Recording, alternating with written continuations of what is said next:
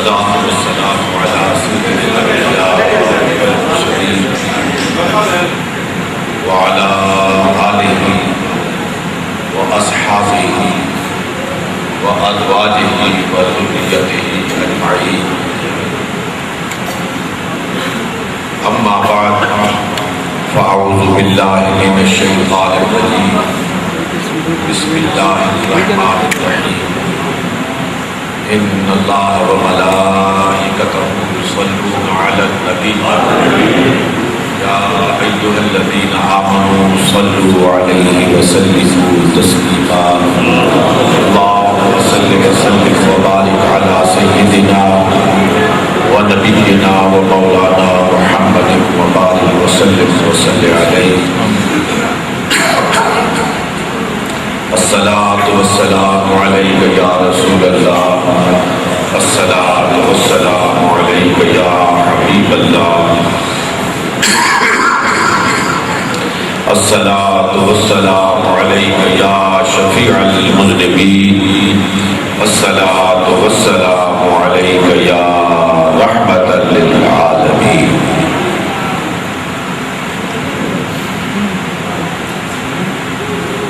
انتہائی قابل قدر سامعین محترم،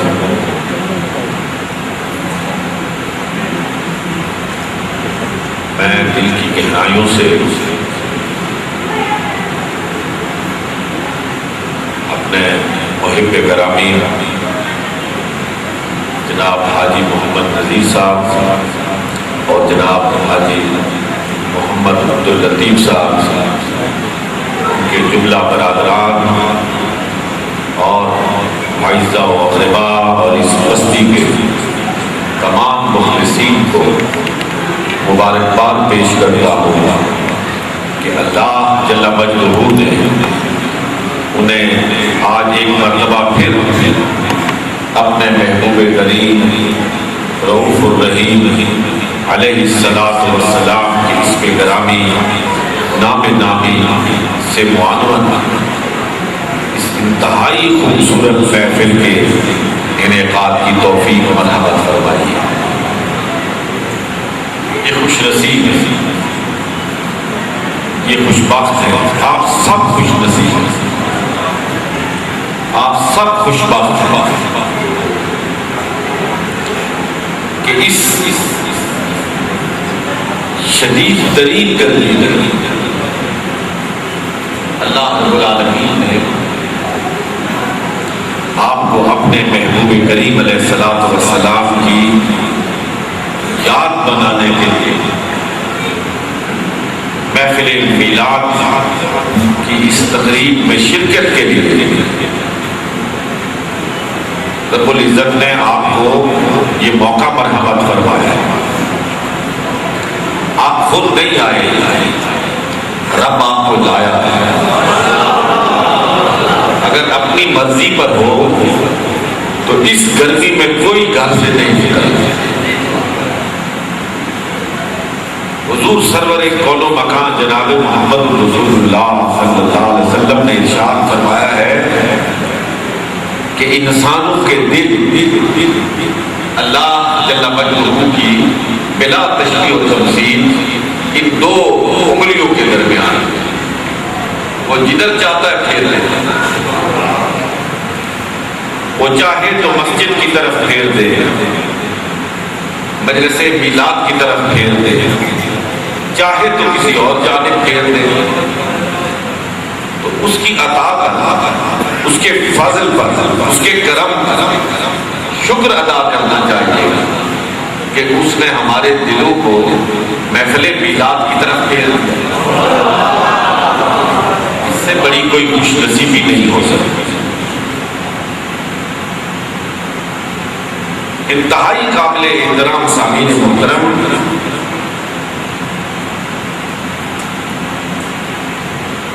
بلا شبہ تمام پیغمبر برحق ہیں اور ان کے ماننے والے میں بھی دنیا میں بے شمار ہیں.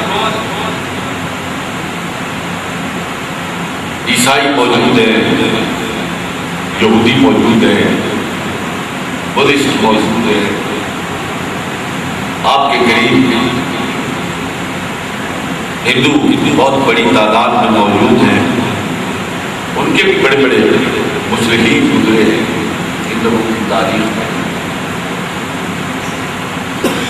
لیکن یہاں صاحبان علم و فضل کا اجتماع ہے۔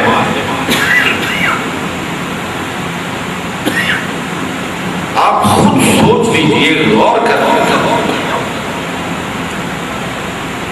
کتنی قومیں ہیں، کتنے مذہب جن کے اپنے پیغمبر کے ساتھ، اپنے رسول کے ساتھ یہ وابستگی کہ وہ سال کا کوئی ایک دن نہیں، صرف کرسمس نہیں، صرف میلاد کا مہینہ نہیں، اب تو شعبان ہو جاتا، یہ واحد امت مسلمہ ہے حضور کے غلام ہیں کہ جو سال کے 12 مہینے حضور کی آمد پر اللہ کا شکر بجا لاتا اور اپنے آقا و مولا جناب محمد الرسول اللہ صلی اللہ علیہ وسلم کے حضور گلہائے عقیدت اور سلام محبت پیش کر دیا۔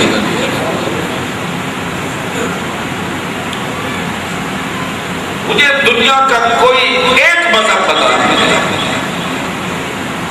مولانا فاضل صاحب، ایک مذہب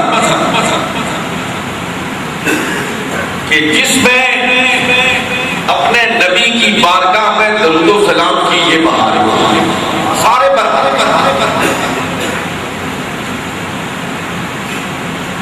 اگر کوئی شخص یہ شمار کرنا چاہے کہ ہر روز نہیں، روز تو بہت بڑی بات ہے،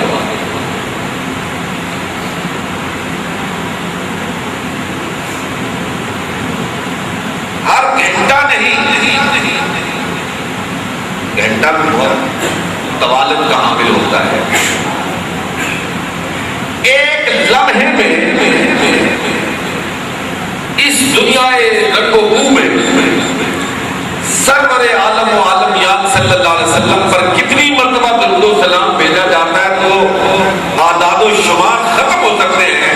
محمد رسول اللہ صلی اللہ علیہ وسلم پر بھیجے جانے والے درود و سلام کی گنتی ختم نہیں ہوتی۔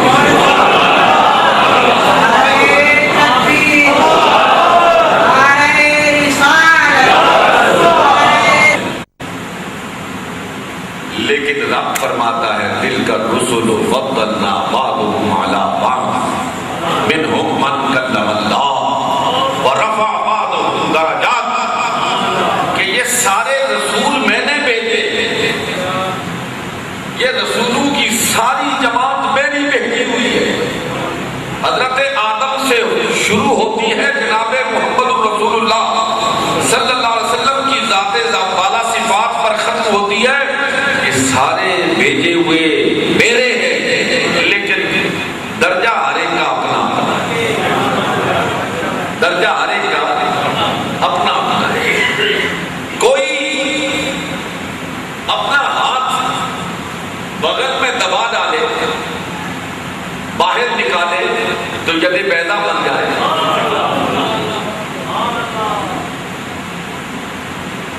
کوئی زندگی کی سانسیں لینے والا اگر حرکتیں قلب بند ہو جانے کی وجہ سے اس کی نبضیں رک جائیں تو میرا روح اللہ اگر اس پر پھونک مار دے تو وہ اٹھ کے بیٹھ جائے۔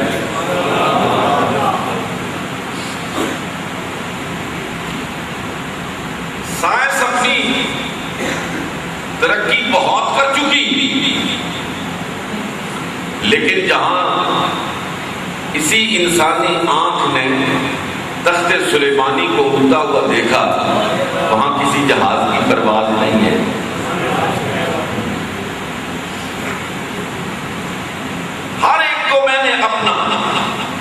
ایک مقام دیا ہے، عزت دی ہے، توقیر دی ہے، درجہ دیا ہے،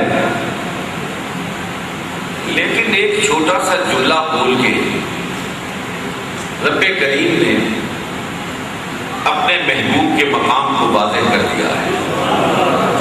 فرمایا کسی سے میں نے کلام کیا، کسی کو میں نے ید بیضا دیا،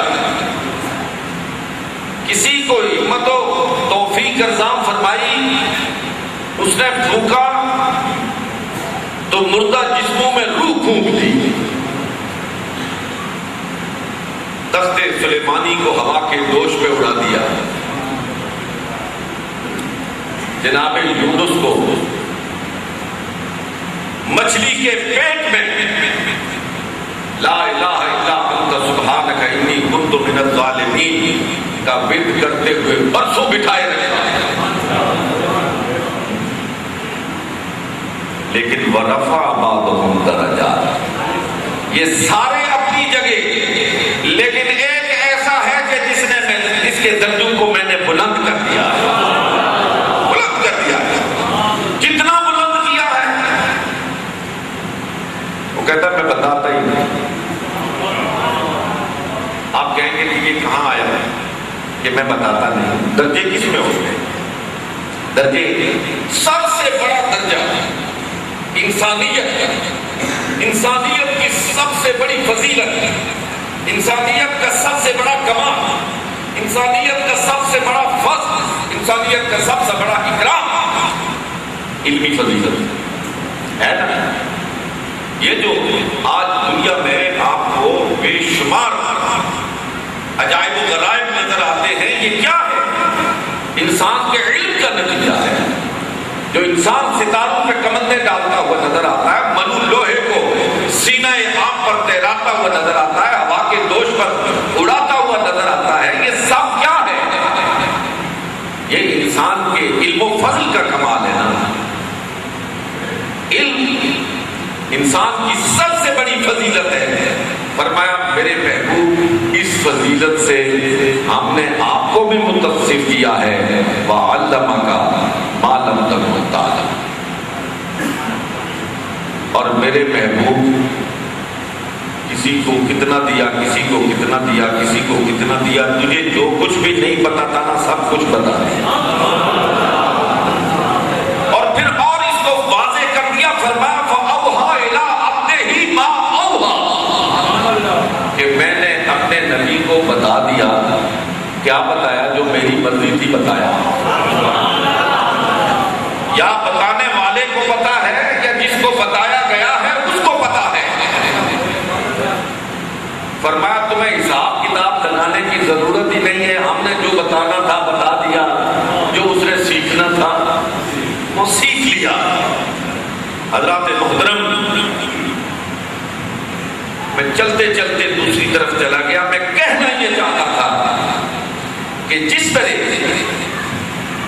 تمام مذاہب کے پیغمبران اعظام علیہ السلام کی وہ تاریخ و توصیف اس دنیا میں ممکن نہ ہو سکی جو سرکار علیہ السلام کو نصیب ہوئی، بالکل بغیر ہی جو احترام، جو ادب سید الرسول علیہ السلام کے غلاموں نے اپنے آقا و مولا کا کیا، وہ ادب اور احترام بھی کسی اور کو نصیب نہیں ہو سکا۔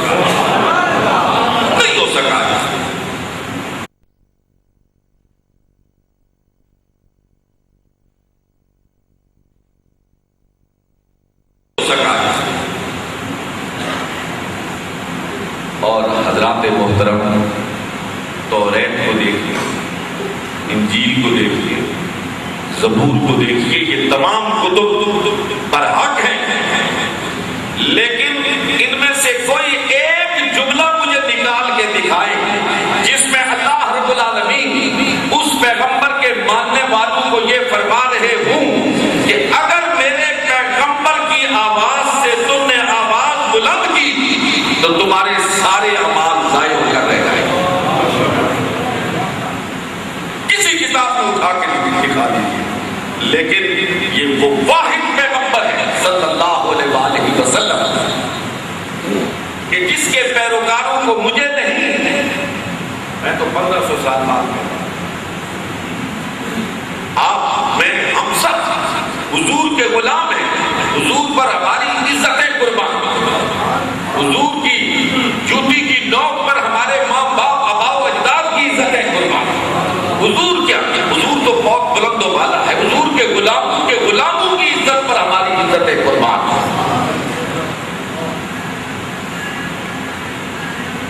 لیکن حضرات محترم، یہ تو ان سے کہا گیا جنہیں آسمان ہدایت کے چمکتے ہوئے ستارے کہا گیا، جنہیں آسمان ہدایت کے چمکتے ہوئے ستارے کہا گیا، یہ ابو بکر سے کہا گیا، یہ عمر سے کہا گیا، یہ عثمان سے کہا گیا، یہ علی المرتضی رضوان اللہ تعالی علیہ اجمعین سے کہا گیا، یہ حسن سے کہا گیا، یہ حسین سے کہا گیا، یہ فاطمہ الزہرا سے کہا گیا، یہ سیدہ طیبہ طاہرہ عائشہ صدیقہ سے کہا گیا کہ خبردار میرے نبی کی آواز سے آواز کو بلند نہ کرنا، ورنہ نماز پڑھو گے ضائع ہو جائے گی، روزہ رکھو گے ضائع ہو جائے گا، حج کرو گے ضائع ہو جائے گا، تمہارے تمام اعمال کا دار و مدار میرے نبی کی عزت اور توقیر پر ہے۔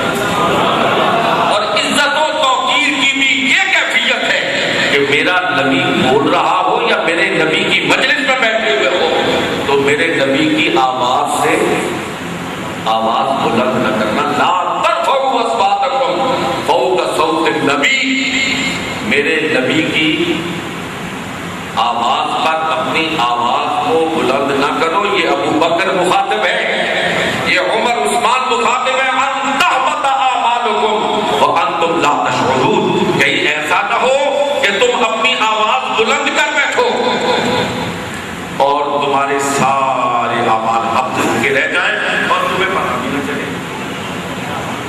یہ بڑی باریکی کی بات ہے، یہ بہت ہی باریکی کی بات ہے، بہت ہی لطیف بات ہے کہ آدمی نماز پڑھ رہا ہو، کہتا ہے اللہ نے مجھ پہ بڑا کمال کیا، مجھ پہ بڑی مہربانی کی کہ مجھے نماز نصیب ہوئی، حج کر رہا ہے، زکات دے رہا ہے۔ ایسے تمام حاجیوں سے، ایسے تمام مخیر حضرات سے اور ایسے تمام نمازیوں سے اور ایسے تمام روزہ داروں سے اللہ رب العالمین خطاب فرما رہا ہے کہ یاد رکھو اس روزے کی قبولیت کا دار و مدار میرے محبوب کی محبت پر ہے، اس نماز کی قبولیت کا دار و مدار میرے محبوب کی محبت پر ہے، اس پیسے کے خرچ کرنے کی قبولیت اور ثواب کا دار و مدار میرے محبوب کی محبت پر ہے۔ تم نماز بھی پڑھو، تم روزہ بھی رکھو، تم حج بھی کرو، تم زکات بھی دو، اور تمہارے منہ سے کہیں یہ نکل جائے کہ مجھ میں اور میرے نبی میں کوئی فرق نہیں ہے، تمہاری نماز بھی گئی، تمہارا روزہ بھی گیا، تمہارا حج بھی گیا، تمہاری زکات بھی گئی، تمہارے سارے کے سارے اعمال اب تو کر رہے ہیں۔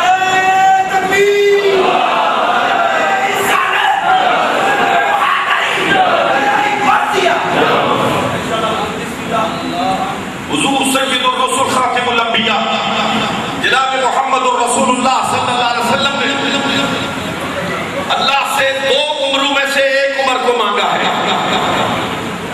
ایک عمر بن ہشام ہے اور ایک عمر بن الخطاب ہے۔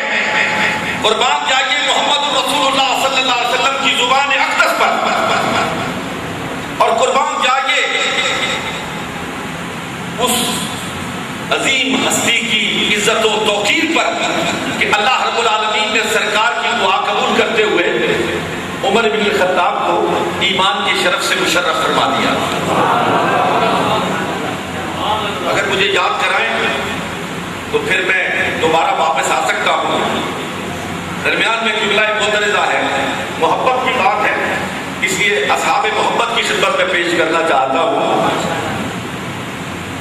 جس وقت حضرت عمر، لمبی بات ہے، حضور علیہ السلام کی نعوذ باللہ قتل کے ارادے سے نکلے تھے اور پھر وہ بہنوئی سے ہوتے ہوئے اور بہن سے ہوتے ہوئے بارگاہ رسالت آپ صلی اللہ علیہ وسلم پہ پہنچے اور دار ارقم کی دہلیز پہ آئے، دار ارقم کی دہلیز پہ آئے اور سید الرسول خاتم الانبیاء جناب محمد الرسول اللہ صلی اللہ علیہ وسلم کی نظر ان پہ پڑی اور آپ کے پیچھے کھڑے حضرت سیدنا حمزہ رضی اللہ تعالیٰ عنہ نے ان کو دیکھا اور ایک صحابی نے کہا یا رسول اللہ صلی اللہ علیہ وسلم عمر آ رہا ہے، ہاتھ میں ننگی تلوار ہے، اجازت دیں تو سر قلم کر دوں، لیکن دلوں کے اندر جھانکنے والی نگاہ نبوت کہہ رہی تھی نہیں نہیں نہیں،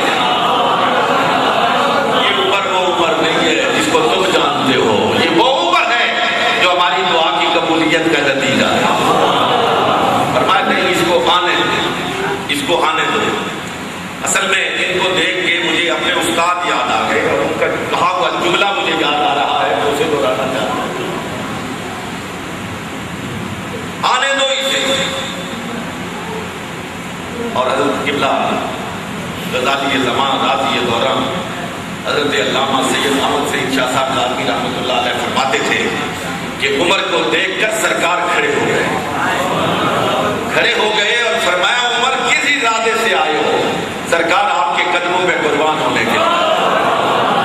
حضور آگے بڑھے اور صحابہ نے پہلی مرتبہ مکے کی وادی میں نعرہ توحید لگایا، اللہ اکبر کی صدا بلند کی اور مکہ کے دشت و جبل اس صدائے باد گشت سے گونج اٹھے۔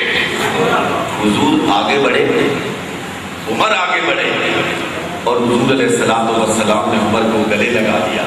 جو جملہ، خوبصورت جملہ آپ کی نظر کرنا چاہتا تھا اور بڑی مدت بعد یاد آیا، وہ جملہ یہ تھا کہ شاہ صاحب رحمۃ اللہ علیہ فرماتے تھے کہ عمر کو گلے نہیں لگایا، اپنی دعا کی قبولیت کو گلے لگایا، عمر کو گلے نہیں لگایا۔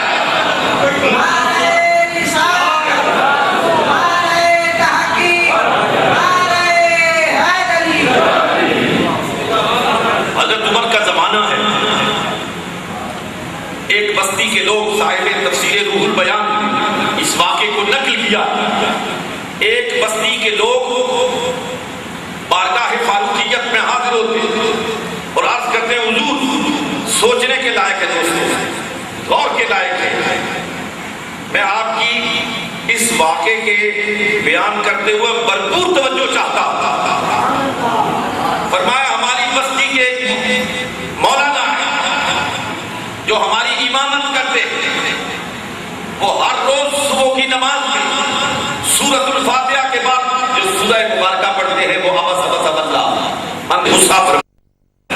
اس آیت کا پس منظر یہ ہے، سورہ مبارکہ کا پس منظر یہ ہے کہ سید الرسول خاتم الانبیاء جناب محمد رسول اللہ صلی اللہ علیہ وسلم مکہ کے سرداروں کو تبلیغ فرما رہے ہیں اور حضور علیہ السلام کے ایک نابینا صحابی حضرت عبداللہ ابن مکتوم آپ کی خدمت میں حاضر ہوئے اور حضور علیہ السلام کو اپنی طرف متوجہ کرنا چاہا کہ یا رسول اللہ مجھے میری طرف سے توجہ فرمائیے۔ نابینا تھے، بار بار حضور کی شفقت کے خواہش کا اظہار کر رہے تھے۔ حضور کو یہ ہوا کہ میں تبلیغ کر رہا ہوں اور یہ تو ہے غلام، یہ تو اپنا ہے، یہ کیوں مجھے بار بار اپنی جانب متوجہ کر رہا ہے؟ حضور کے ماتھے پہ شکن آئی۔ یہاں پہ ایک میں نکتہ آپ کی خدمت میں عرض کرنا چاہتا ہوں، اس پہ توجہ فرمائیے گا۔ ہر ایک کے سوچنے کا اپنا اینگل ہے، اپنا زاویہ ہے۔ حضور کی ناگواری تو وہ تو بہت دور کی بات ہے، وہ تو اللہ رب العالمین دائرہ اسلام سے خارج کر دیتا ہے، لیکن حضور کے محبوب جو ہے، حضور کے جو غلام ہیں، حضور کے جوڑوں میں بیٹھنے والے جو صحابہ ہیں، ان سے اللہ کیوں محبت کرتا تھا؟ کہ یہ حضور سے محبت کرتا ہے۔ جب اللہ نے محبوب سے اللہ کو کیا محبت دی کہ یہ میرے محبوب کا غلام ہے، میرے محبوب کا غلام ہے۔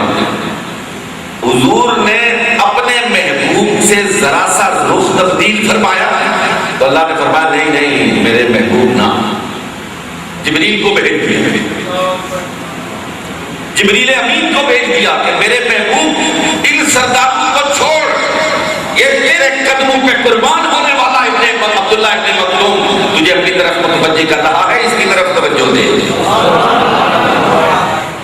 تو شاہ صاحب رحمۃ اللہ علیہ کا یہ جملہ ہے، وہ کہتے تھے کہ لوگ کہتے ہیں کہ یہ عتاب ہے، یہ عتاب نہیں، یہ محبت کا خطاب ہے، یہ عتاب نہیں ہے، یہ حقیقت میں محبت کا خطاب ہے۔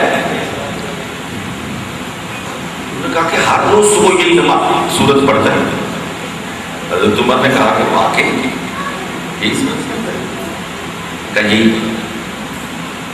یہ سورت قرآن میں شامل ہے، اور جس طرح ہر حرف کے بدلے میں 10 نیکیاں ہیں، اسی طرح اللہ کی صورت کی بھی ہر حرف کے بدلے میں 10 نیکیاں نامہ اعمال میں لکھی جاتی ہیں۔ لیکن حضرت عمر نے فرمایا کہ ساری بستی اگر گواہی دیتے ہو کہ وہ واقعی ایسے کرتا ہے تو پھر جاؤ اور اس کا سر اس کے جسم سے جدا کر دو، اس کے دل میں محبت رسول نہیں ہے، کوئی صورت کے علاوہ اور کوئی صورت نہیں ہے، کیوں بار بار یہی پڑھتا ہے؟ کہنے کا مقصود اور مطلوب یہ ہے حضرات محترم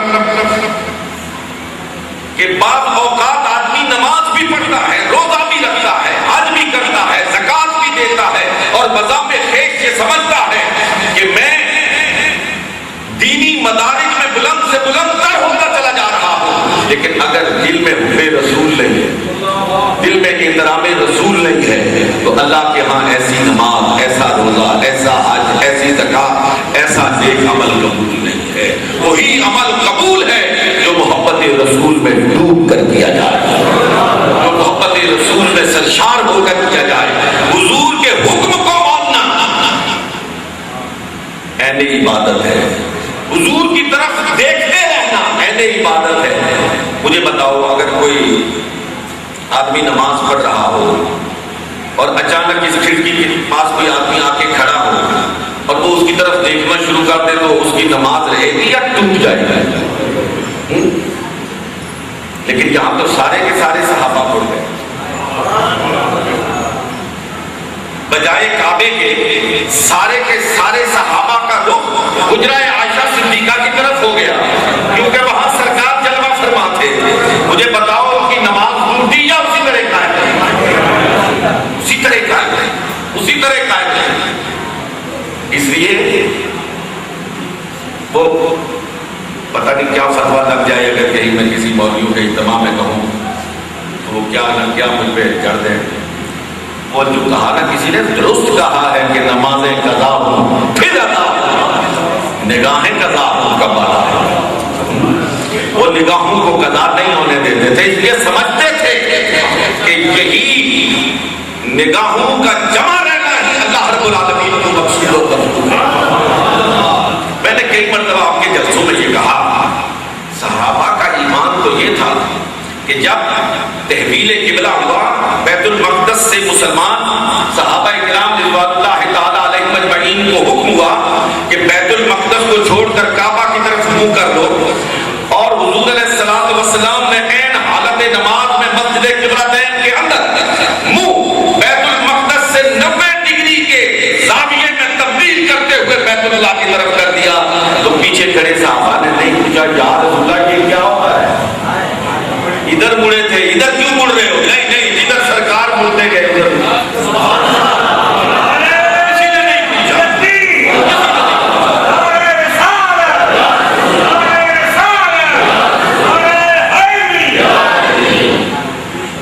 حضرات محترم،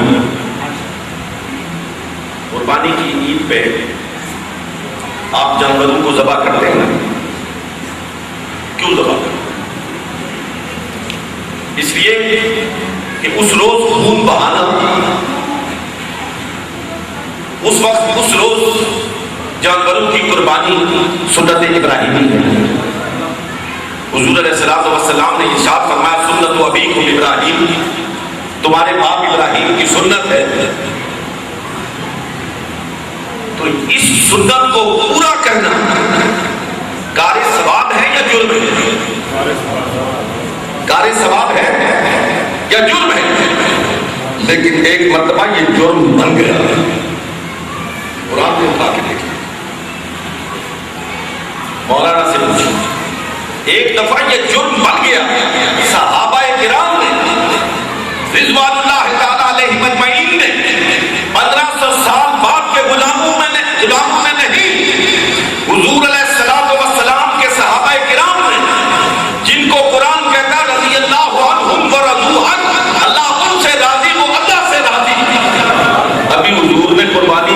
تھی انہوں نے قربانیاں کر دی. حضور نے ابھی چھری نہیں پھیری، انہوں نے چھریاں پھیر دی. جبریل امین آسمانوں سے نازل ہو گئے. حضور کے غلاموں کے لیے حکم لے کے جبریل امین آسمان سے آتے ہیں خدا کا پیغام لے کر، اور سید الرسل آقا دو جہاں حضرت محمد رسول اللہ صلی اللہ علیہ وسلم سے ارشاد فرماتے ہیں کہ ان سے کہہ دیجئے وَلَا تُقَدِّمُوا بَيْنَ يَدَيِ اللَّهِ. اللہ فرماتا ہے کہ میرے محبوب سے پیر کرنے کی کوشش نہ کرو. میرے محبوب کو چھری چلانے دو، پھر تم چھری چلانا، پھر چھری چلانا. اللہ رب العالمین خود اپنے محبوب کریم جناب محمد رسول اللہ صلی اللہ علیہ وسلم کی بارگاہ کے آداب اور اوصاف سکھاتا ہے کہ میری محبوب کی بارگاہ میں آنے والوں، تم ابو بکر ہو، عمر ہو، عثمان ہو، علی ہو، جلیل القدر صحابہ ہو، لیکن میں خدا کو میں بتاتا ہوں میرے محبوب کی بارگاہ میں بیٹھو تو کیا انداز اختیار کرو. اگر ابو بکر عمر عثمان و علی ایک جملہ کہنا چاہتا ہے، ابو بکر عمر عثمان و علی کو اللہ یہ فرماتا ہے، تو اگر 1500 سال کے بعد کوئی ملا یہ کہے کہ حضور علیہ السلام کی قبر میں نعوذ باللہ من ذالک اور ایک عام گڑھے میں کوئی فرق نہیں ہے، تو مجھے بتاؤ اس کے پیچھے نماز پڑھنا جائز ہے؟ اس کی ابتدا میں نماز پڑھنا جائز ہے؟ مجھے بتاؤ اس کا ادب اور احترام کرنا واجب ہے؟ مجھے بتاؤ اس کے ساتھ اپنے تعلقات کو قائم رکھنا چاہیے یا نہیں چاہیے؟ ایسے بدبختوں کا تو سوشل بائیکاٹ کرنا چاہیے کہ جن کے دل میں ہمارا رشتہ برادری کا رشتہ ہے، ہمارا رشتہ خون کا رشتہ ہے، ہمارا رشتہ معاشرت کا رشتہ ہے، ہمارا رشتہ معیشت کا رشتہ ہے، لیکن یہ سب رشتے محمد رسول اللہ کے قدموں کی دھول پہ قربان کیے جا سکتے ہیں. جس کا حضور سے رشتہ نہیں وہ ہمارا بھائی نہیں، جس کا حضور سے رشتہ نہیں وہ ہمارا باپ نہیں، جس کا حضور سے رشتہ نہیں اس سے ہماری کوئی سیاست نہیں، جس سے حضور کا رشتہ نہیں اس سے ہمارا کوئی معاشی تعلق نہیں. تعلق کی بنیاد محمد رسول اللہ صلی اللہ علیہ وسلم کی غلامی ہے. تعلق کی بنیاد ادب و احترام محمد رسول اللہ صلی اللہ علیہ وسلم ہے. جس کے دل میں ادب و احترام مصطفیٰ ہے وہ ہماری برادری کا نہیں، ہمارے خاندان کا نہیں، ہمارے علاقے کا نہیں، لیکن ہمارے سر کا تاج ہے.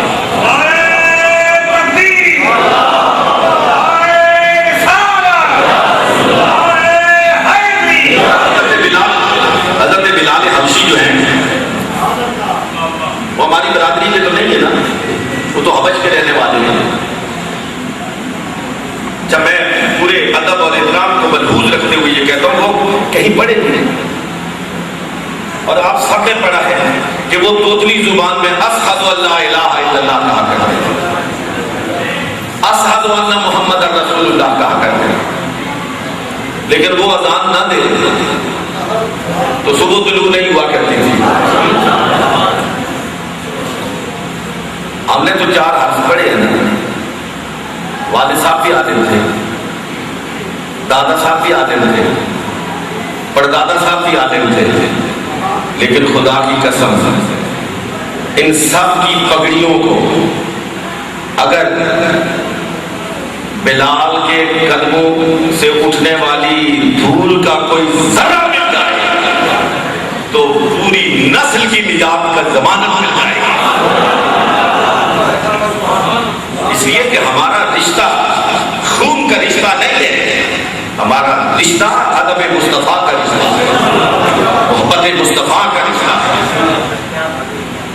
حضور علیہ السلام اللہ تبارک و تعالیٰ جہاں اپنے محبوب کی کوئی بات ہو، لیکن لوگوں نے جہاں 360 بت اللہ کے گھر میں رکھ دیے، رکھے ہوئے تھے نا. یہ لات کہاں رکھا ہوا تھا، یہ حبل کہاں رکھا ہوا تھا، یہ عزا کہاں رکھا ہوا تھا، یہ سارے کعبے میں لوگوں نے رکھے ہوئے تھے. سب کچھ کرتے اللہ کو غصہ نہیں.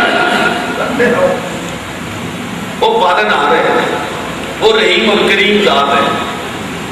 لیکن جب ابو لہب بھی تھا نا، یہ ذات خدا کا پجاری ابو لہب ہی سارے لوگوں کو گھسیٹ کے لاتے تھے، ان کے سامنے جھکاتے تھے، ننگا کر کے ان کو طواف کروایا کرتے تھے. اللہ کے گھر کے گردا گرد آپ کو پتہ ہے عربوں کے ہاں یہ تھا کہ جو بڑی قوم اور بڑی عزت والے لوگ ہیں وہ تو کپڑے پہن کے طواف کرتے تھے. جو عام ہمارے علاقوں میں لوگ جاتے تھے نا، ان کو کہتے تھے ننگے طواف کرو، اس لیے کہ تم ہمارے برابر کے لوگ نہیں ہو، کپڑے اتار کے طواف کرو. یہ سب کچھ ہوتا رہا، اللہ کو غصہ نہیں آیا، اللہ کو غصہ نہیں آیا. لیکن جب اسی ابو لہب نے یوں ایک انگلی اٹھائی اور حضور کی طرف اشارہ کر کے کہا کہ اے محمد صلی اللہ علیہ وسلم، کیا تو نے اس لیے ہمیں یہاں پہ بلایا تھا؟ برباد ہو، ہلاک ہو. اس کی زبان سے نکلا تو اللہ کو غصہ آ گیا. اللہ رب العالمین کو غصہ آ گیا، اور اتنا غصہ آیا کہ قرآن کے اسلوب کو بدل کے رکھ دیا، اپنے انداز بیان کو بدل کے رکھ دیا. جبریل امین سے کہا جاؤ میرے مصطفیٰ کے پاس یہ پوری سورہ لے کے جاؤ اور میرے محبوب کو یہ جا کے سنا دو کہ تب وقت جدا تب جس نے میرے محبوب کی طرف ایک انگلی اٹھائی. لیکن پورا قرآن اٹھا کے دیکھ لیں، یہ اسلوب آپ کو نظر نہیں آئے گا، یہ انداز آپ کو نظر نہیں آئے گا. قرآن ہے یہ کوئی عام کتاب نہیں ہے، اللہ کا فرمان ہے. وہ حکم الحاکمین بول رہا ہے، وہ حاکموں کا حاکم بول رہا ہے، کائنات کا مالک بول رہا ہے. تبت یدا ابی لہب وتب، میرے محبوب کی طرف ایک انگلی اٹھانے والے تو کیا سمجھتا ہے ہم تیرے دونوں ہاتھ کو اور تو نخرے کرتا ہے. ما اغنی عنہ مالہ وما کسب، تو اس دولت کے نشے میں چور ہو کر میرے محبوب کی گستاخی کرا، ساری ساری دولت کا ستیہ ناش کر. یہ اللہ کہتا ہے. اور یہ جو تیری بیوی میرے محبوب کی شان میں گستاخی کرتی پھرتی ہے نا، ہم اس کے گلے میں رسا ڈال کر کسی دیں گے، رسا ڈال کر. کوئی عام وزیر سفیر اور کوئی منتخب ہونے والا کہہ دے کہ رسا ڈال کے کسی دیں گے تو لوگ ڈر جاتے ہیں کہ کہیں ڈال ہی نہ دے. ایسا ہی ہے نا، ڈال ہی نہ دے. تھوڑا بہت اقتدار آ گیا کہ بدمستی میں یہ کر ہی نہ بیٹھے، تو اللہ اعلان کر رہا میں رسا ڈالوں گا، میں رسا ڈالوں گا جو میرے محبوب کی شان میں گستاخی کرے گا. اور یہ جو قرآن ہے نا، اس کا ایک اسلوب ہے، ایک انداز ہے. بظاہر کے براہ راست ان لوگوں سے خطاب کرتا ہے جو اس وقت مخاطب ہوتے ہیں، لیکن حقیقی طور پر یہ خطاب قیامت تک آنے والی نسل انسانی کے لیے ہوتا ہے. قیامت تک آنے والی نسل انسانی کے لیے. صرف ابو لہب کو یہ نہیں کہا، بلکہ ہر اس شخص سے کہا جس کی انگلی ذات مصطفیٰ کی طرف اٹھتی ہے کہ میرے محبوب کی طرف انگلی اٹھانے والے ہم تیرے دونوں ہاتھوں کو توڑ کے اور دولت کے نشے میں چور ہو کر اگر تو میرے محبوب کی گستاخی کرے گا تو ہم تیری دولت کو برباد کر کے چھوڑیں گے. اور یہ جو اپنی بیگمات کو چھوڑ دیتے ہو نا فضول گوئی کے لیے، تو ان کے گلے میں رات کہتا میں رسے ڈالوں گا. یہ جو اس کی بیوی تھی نا وہ لہب تھی، یہ لکڑیاں کٹھے کر کے لا رہی تھی اور وہ کر کے نا تو رسا اس نے ادھر ڈال کے وہ وہاں پہ بیٹھی تھی تو اس کا گٹھا لڑک گیا. تمام تفاصیل اٹھا کے اور اس کا گلا بند ہو گیا اور اسی طرح لٹکتی مر گئی. اور یہ ابو لہب اس کی کیفیت یہ تھی، اس کو ایسا مرض لاحق ہوا، اس کو کوئی دفنانے کے لیے تیار نہیں ہو رہا تھا. سب سے زیادہ کثیر العیال اور کثیر الاولاد مکے میں ابو لہب تھا، لیکن اس کو دفنانے والا کوئی نہیں تھا. بعد ازاں ایک گڑھا کھود کر دور سے اس پر پٹی ڈالی گئی. بیماری ایسی تھی کوئی قریب جانے کے لیے تیار نہیں. اللہ رب العالمین جو طریقوں سے، بانوں سے، دائیں سے، بائیں سے ہو کر آگے سے، پیچھے سے، نکتہ سنجیوں سے، اپنی نکتہ سنجیوں اور نکتہ آفریدیوں سے ذات مصطفیٰ پہ انگلی اٹھاتے ہیں نا، ان کو بھی اللہ رب العالمین متنبع فرماتا ہے. ایک گروہ تھا وہ سرکار کے پاس جاتا ہے، یا محمد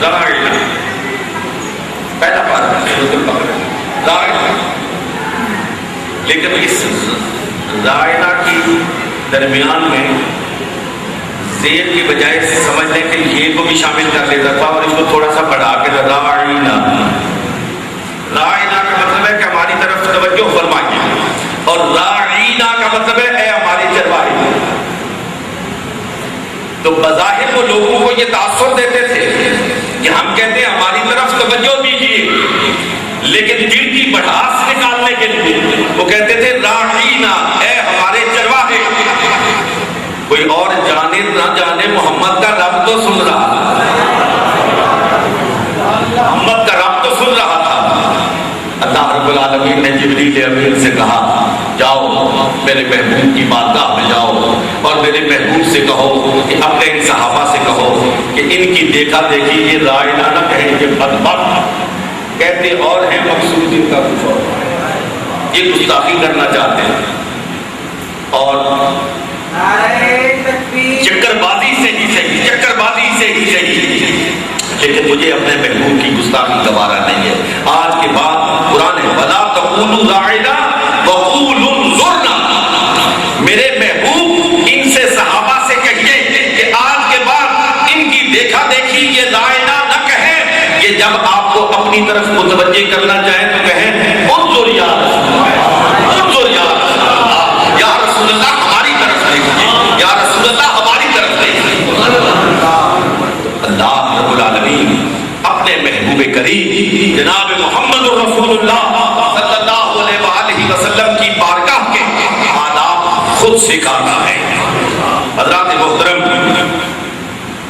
میں اس مختصر ترین گفتگو میں آپ کی توجہ اس جانب دلانا چاہتا ہوں اور اپنا یہ پیغام پہنچانا چاہتا ہوں کہ ہماری عزت، ہماری توقیر وابستہ ہے نام مصطفیٰ سے، اور ہماری بقا وابستہ ہے جناب محمد رسول اللہ صلی اللہ علیہ وسلم کی ذات سے، اور ہماری شناخت ہے جناب محمد رسول اللہ صلی اللہ علیہ وسلم کی ذات والا صفات۔ اس لیے حضور علیہ السلام کے دامن وابستہ ہے، حضور علیہ السلام کے دامن کو اتنی مضبوطی سے تھامیے کہ دنیا کچھ کہتی پھرے، دنیا کچھ کرتی پھرے، آپ کے ہاتھ سے دامن مصطفیٰ نہ چھوٹنے پائے، اور اگر دامن مصطفیٰ ہاتھ سے نہ چھوٹا تو یہ دنیا بھی آپ کی ہے، کل عقبہ بھی آپ کی ہے، اور اگر جس قوم کی شناخت ختم ہو جائے، جس قوم کی پہچان ختم ہو جائے،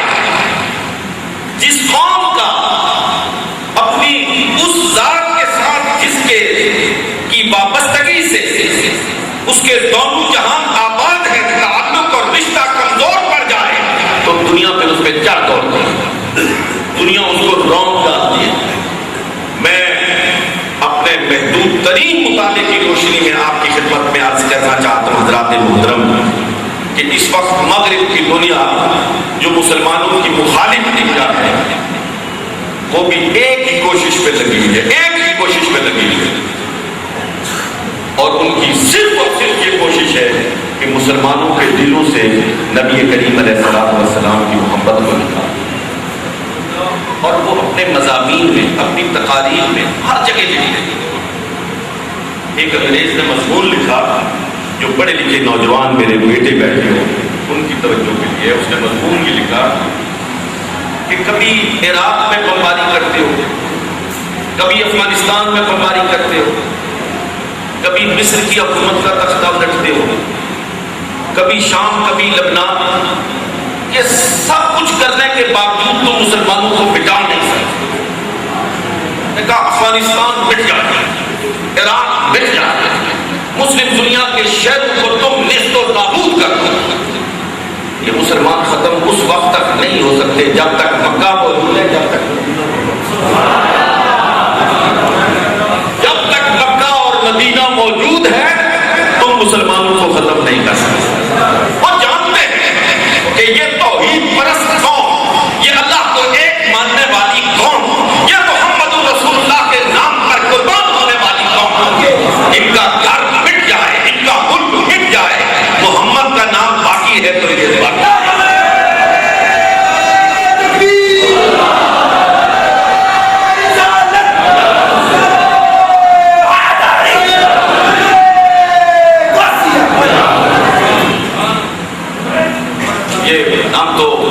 بقول مولانا ظفر علی خان اس عقیدے کے حامل ہیں اور اسی عقیدے پر اپنے ایمان کے ساتھ اس دنیا سے جانا چاہتے ہیں اور اپنا خاتمہ چاہتے ہیں کہ گر ارض و سما کی محفل میں، گر ارض و سما کی محفل میں لو لاکھ لما کا شور نہ ہو، گر ارض و سما کی محفل میں لو لاکھ لما کا شور نہ ہو، یہ رنگ یہ نور نہ ہو سیاروں میں، یہ نور نہ ہو سیاروں میں اور یہ رنگ نہ ہو گلزاروں میں، جو فلسفیوں سے کھل نہ سکا، جو فلسفیوں سے کھل نہ سکا اور نکتہ بروں سے حل نہ ہوا، جو فلسفیوں سے کھل نہ سکا اور نکتہ بروں سے حل نہ ہوا، وہ راز کملی والے نے بدلا دیا چند اشارے۔ حضرات محترم، جو فلسفہ آئے زندگی تمام پیغمبر یقین بات بتاتے رہے، اس فلسفہ زندگی کو اتمام اور اکمال پر پہنچایا ہے محمد رسول اللہ صلی اللہ علیہ وسلم، ذات والا صفات۔ اسی لیے پیغمبر کی التجا کرتے رہے، پیغمبر نہ ہوتے محمد رسول اللہ کے امتی ہوتے تو کس قدر قابل فخر ہو آپ۔ اللہ رب العالمین نے آپ کو محمد رسول اللہ صلی اللہ علیہ وسلم کا غلام ہونے کا اعزاز بخشا ہے، سعادت بخشی ہے۔ اس اعزاز کو، اس سعادت کو، اس وقت کی یاوری کو اگر قائم رکھنا چاہتے ہو تو زندگی کے ہر موڑ پر کسی اور کی طرف دیکھنے کے بجائے محمد رسول اللہ کے قدموں کی طرف دیکھو، محمد رسول اللہ کے قدموں کی طرف دیکھو کہ خوشی ہوتی تھی تو سرکار کے قدم کیسے اٹھتے تھے، غمی ہوتی تھی تو سرکار کے قدم کیسے اٹھتے تھے، حضور حلقہ یارہ میں ہوتے تھے تو کیسے ہوتے تھے، اور حلقہ دشمنہ میں ہوتے تھے تو سرکار کیسے ہوتے تھے، حضور جنگ میں ہوتے تھے تو کیسے ہوتے تھے، اور منبر پر تشریف فرما ہوتے تھے تو کیسے ہوا کرتے تھے، حضور اپنی ازواج مطہرات کے پاس ہوتے تھے تو کیسے ہوتے تھے، صاحبزادیاں تشریف لاتی تھی تو حضور کا طرز عمل کیسا ہوتا تھا۔ اگر زندگی کے ہر موڑ پر لوگ کہتے ہیں نظام مصطفیٰ کو نافذ کرو، بھئی کسی نفاذ کی کیا ضرورت ہے، کس سے نفاذ کی توقع رکھتے ہو، کون نافذ کرے گا؟ اچھا ہماری غلط فہمی ہے، تھک تو نہیں گئے، ہم یہ سمجھتے ہیں کہ شاید نظام مصطفیٰ سے یہ مراد ہے کہ ہر چوراہے پر ہاتھ کاٹنے والے ٹوکے لے کے بیٹھے ہوئے اور کسی کا ہاتھ کٹ رہا ہو اور کسی کا پاؤں کٹ رہا ہو، ہر چوراہے پر کوڑا لے کے ایک جلاد کھڑا ہو، حکم سنانے والا موجود ہو، اور آگے ٹک ٹکی پہ بندھا ہوا ایک مجرم ہو اور اس پر وہ کوڑے برسا رہا ہو، اور پھر ہم کہیں گے جی نظام یہ جو ہے نا حدود اور تعزیرات، یہ اسلام کا ایک بہت دور کا تھوڑا سا شعبہ ہے۔ مجھے بتاؤ آپ کو سچ بولنے سے کس نے روکا ہے؟ آپ کو جھوٹ بولنے پر کس نے مجبور کیا ہے؟ غیبت کرنے پر آپ کو کس نے مجبور کیا ہے؟ اپنے بھائیوں کے حقوق غصب کرنے پر آپ کو کس نے مجبور کیا ہے؟ آپ مسجد میں نماز پڑھنے کے لیے آئیں تو کون راستے میں ڈنڈا لے کے کھڑا ہوتا ہے کہ مسجد میں نہ جاؤ؟ کون کہتا ہے؟ یہ وہ تمام حسنات، یہ وہ تمام ابرار، یہ تمام نیکیاں، ان کے نفاذ کی ضرورت نہیں ہے، ان کو تو ہم میں سے ہر ایک نے نافذ کرنا ہے۔ اور رسول اللہ صلی اللہ علیہ وسلم کے حکم کے بعد اور اللہ کے حکم کے بعد کسی اور کے حکم کی ہمیں ضرورت کیا ہے؟ کہ کوئی اور حکم دے گا تو اس پہ عمل کریں گے۔ آج سے میں اور آپ اگر یہ تہیا کر کے اٹھیں کہ ہم اپنی خانگی زندگی، اپنی خارجی زندگی، اپنی معاشرتی زندگی، اپنی معاشی زندگی، اپنی سیاسی زندگی کا ہر فیصلہ اللہ اور اللہ کے رسول کے حکم کے مطابق کریں گے تو کیا اسلامی نظام نافذ نہیں ہو جائے گا؟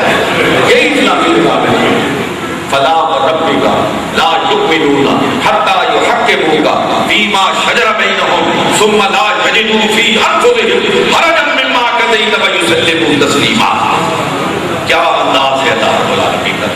حضور علیہ السلام کے ساتھ جو اللہ رب العالمین کا رشتہ ہے، جو تعلق ہے، جو محبت ہے، یہ آیت مبارکہ آپ پڑھیں نا اور اس کو غور سے پڑھیں، ذرا سوچ کے پڑھیں، سمجھ کے پڑھیں، تو پھر آپ کو اندازہ ہوتا ہے. یہ نہیں کہا کہ اللہ کی قسم، اللہ کے وجود کی قسم، فرمایا فلا وربک، فلا وربک، اے محمد صلی اللہ علیہ وسلم آپ کے رب کی قسم. ذرا اس کی لطافت کو سمجھنے کی کوشش، اس میں جو محبت آمیزی ہے، اس میں حضور علیہ السلام کے ساتھ جو اللہ رب العالمین کی یعنی کیفیت اور وارفتگی کی کیفیت ہے، تو اس طرح پھوٹ پھوٹ کر نکلتی ہے. اے میرے محبوب تیرے رب کی قسم، تیرے رب کی قسم، فلا وربک، تیرے رب کی قسم، لا یؤمنون حتی یحکموک فیما شجر بینہم،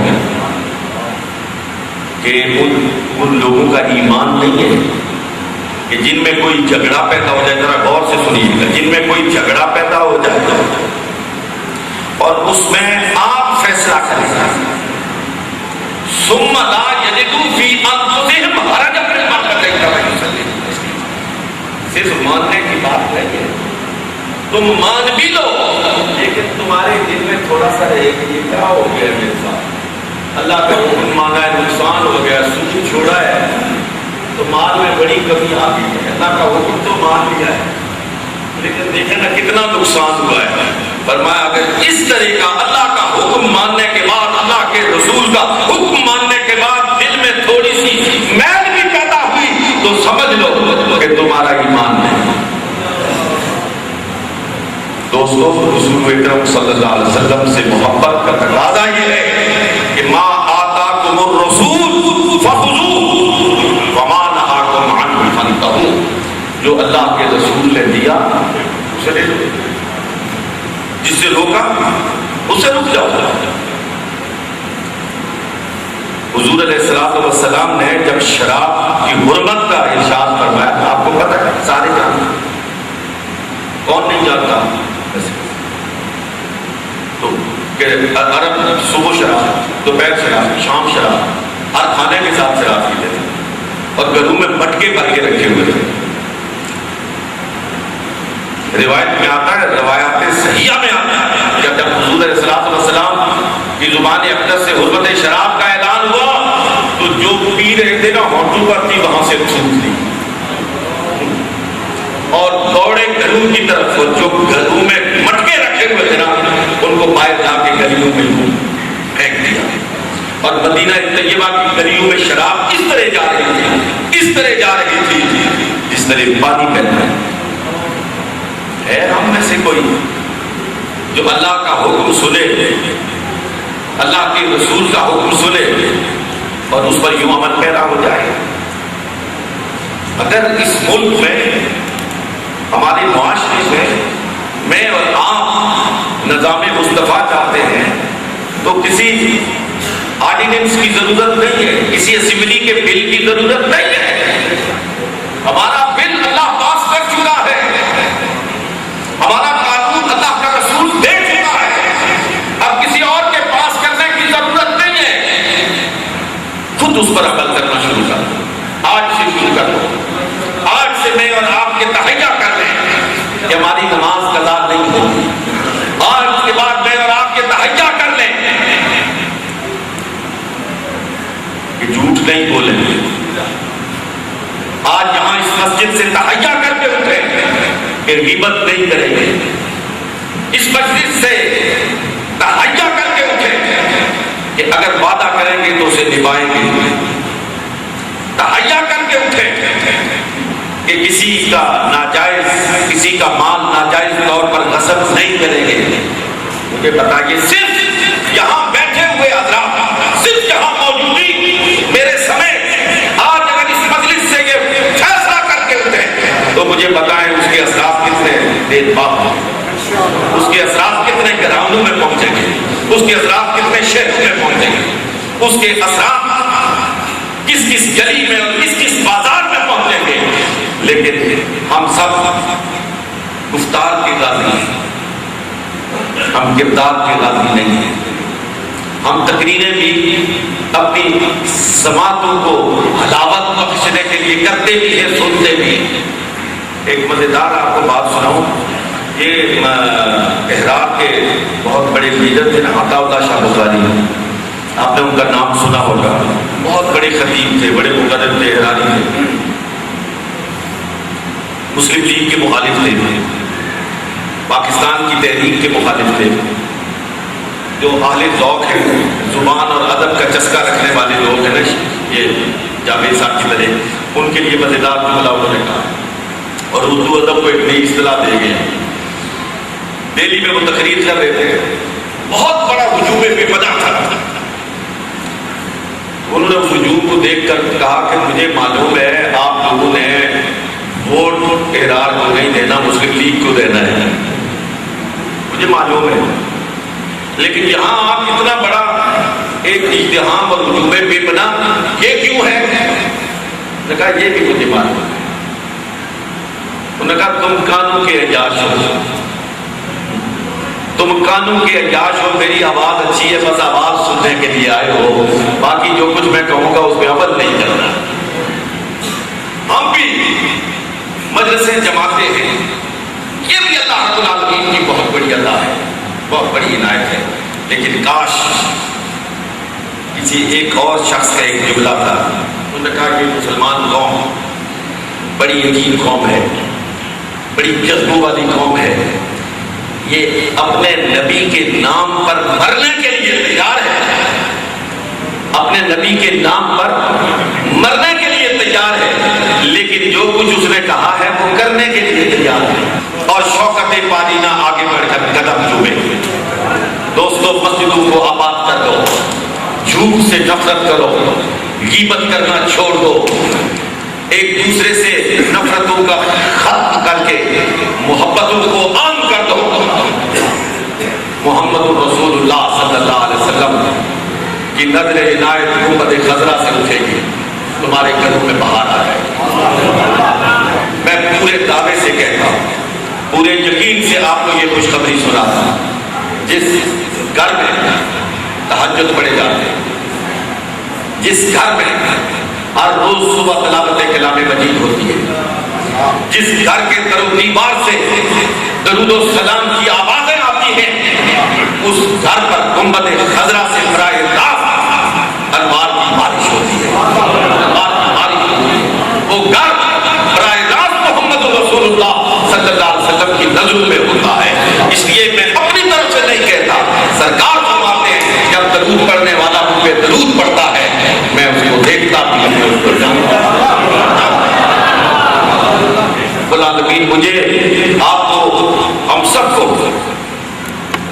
حضور سید الرسول خاتم الانبیاء جناب محمد الرسول اللہ صلی اللہ علیہ وآلہ وسلم کی